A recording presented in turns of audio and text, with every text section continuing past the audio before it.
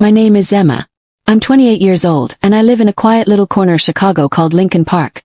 The kind of neighborhood where the trees lean over the sidewalks like old friends, the coffee shops smell like warm memories, and everyone smiles like they know your story. To the world, my life looks nice. I have a husband, a cozy apartment, and a steady job at a bookstore where the scent of old pages wraps around you like a blanket. But behind that picture-perfect frame is a truth I live with every single day. I'm not happy. I wake up each morning with a weight on my chest, a heaviness I can't shake, no matter how many cups of coffee I drink or how many fake smiles I wear. 1 year ago, I made a decision that changed my life. I married a man named Leo. He's 32, kind, gentle, always smiling, the kind of man most women dream about. But I didn't marry him out of love. I married him because I was hurting. Because I wanted to forget Alex, the man who shattered my heart and left without looking back. Leo came into my life like a warm breeze after a storm. He listened, he cared, he stayed. And when he asked me to marry him, I said yes. Not because I was in love, but because I was desperate to feel whole again. I believed love might come later. Maybe if I pretended long enough, it would blossom. But it didn't. And I find myself living a lie I never meant to create. Leo, he tries so hard. Every Friday he brings home flowers. Sunflowers, because he says they remind him of me. He cooks dinner when I'm tired. He writes little notes and hides them in my lunch bag. He kisses my forehead and calls me his sunshine. And I just smile. A smile that never quite reaches my heart. One night, under a sky full of stars, we sat on the balcony. He held my hand and said, "I know you don't love me yet, but I believe you will. I'll wait." His hope crushed me. I felt like a fraud, playing a role in a story that wasn't mine. My mother used to say, "Love can grow with time. Marriage is about patience, not passion." I tried to believe that. I tried to be patient. But patience is no cure for emptiness. One Friday evening, Leo made my favorite dinner, chicken pasta with garlic bread. He wore the blue shirt I once complimented and even played soft jazz music in the background. "This is for you, Emma. You are my everything," he said. Smiled. Thanked him. But inside I felt nothing. We walked to the park that night, the same place where he proposed to me under an old oak tree. He looked at me with eyes full of warmth and memories, and I wanted to scream, "I don't love you." But I stayed silent. I couldn't break the heart of a man who loved me so deeply. That night I stared at the ceiling, unable to sleep. My thoughts were loud. My guilt louder. The next morning I spoke to my best friend Nina. She could hear the weight in my voice. "Emma, are you okay?" she asked. Broke down. I told her everything. I married Leo to forget someone else. And now I feel trapped in a life I never truly chose. She was quiet for a long time. Then she said, "Maybe you need space, Emma. Maybe you need time to listen to your heart." But it wasn't about time. It was about truth. My heart had already spoken. It just didn't speak the words I wanted to hear. Later that day I tried to talk to Leo. "Leo, I need to say something." But he interrupted me gently, his voice soft. "I know what you're going to say. Please. Don't give up on us yet." His hope was breaking me. I didn't deserve his kindness, yet he gave it freely. Then came the question that chilled me to the core. One Sunday as we sat on the couch he asked, "Emma, do you want to have a baby? I think it could bring us closer." Froze. The thought of having a child with someone I didn't love was terrifying. "I'm not ready," I said, barely above a whisper. He nodded. Didn't push. Just quietly hurt. That night I wrote in my journal, "I feel like I'm drowning. Leo deserves more. I can't keep pretending." But then another voice inside whispered, "What will people say if you leave?" One evening I packed a small bag. I was ready to leave.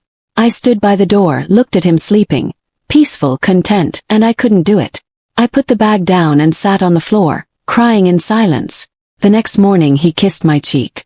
"Good morning, my love. I believe in us." His words were gentle knives. I looked out the window. The world outside was bright and moving, but I felt frozen. Life continued. Leo brought home movie tickets, hoping to make me smile. I dressed up, put on lipstick, wore a mask of joy. But during the movie, while he laughed, I just sat there, hollow and tired. Later that week, I met Nina at our favorite cafe near the lake. "Emma, you look like you're disappearing," she said. And I felt like I was. "I'm in a box with no door," I whispered. She held my hand. Emma, you have the right to choose your life. Even if people judge you, you deserve honesty. So does Leo. That night, Leo sat beside me and said, "You've been so quiet. I feel like I'm losing you." I couldn't lie anymore. But I still didn't have the courage to speak. A few days later, we went to Lake Geneva. Leo planned it all, hoping nature would heal us. The lake was beautiful. He was happy. But I felt like a stranger in a painting. That night, he gave me a necklace, a heart-shaped pendant. "This is my heart, Emma. It's yours." And all I could think was, why did I do this to him? When we returned home, I started writing letters to myself. Letters filled with truth. "Emma, you are not cruel. You made a mistake. Now it's time to be brave. Leo is not your forever. He is your lesson." And slowly, clarity began to rise from the fog. One evening I finally spoke. "Leo, I need to tell you something." He looked at me. "Listen. I don't love you. I never did. I married you because I was broken. I thought love might come, but it never did." He didn't get angry. He didn't raise his voice. He just nodded and said, "I knew. I just didn't want to believe it." Tears rolled down both our faces. We sat in silence. Real aching silence. That night I slept on the couch. And for the first time in months I felt like I could breathe.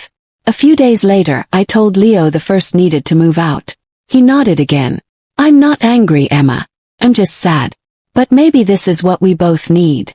The morning I left, he carried my bag to the door. "You didn't break my heart," he said. "I gave it to you. And I don't regret it."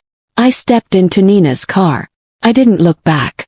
At Nina's apartment I cried. I mourned the dream I had tried to build from broken pieces. Then, slowly I began to live.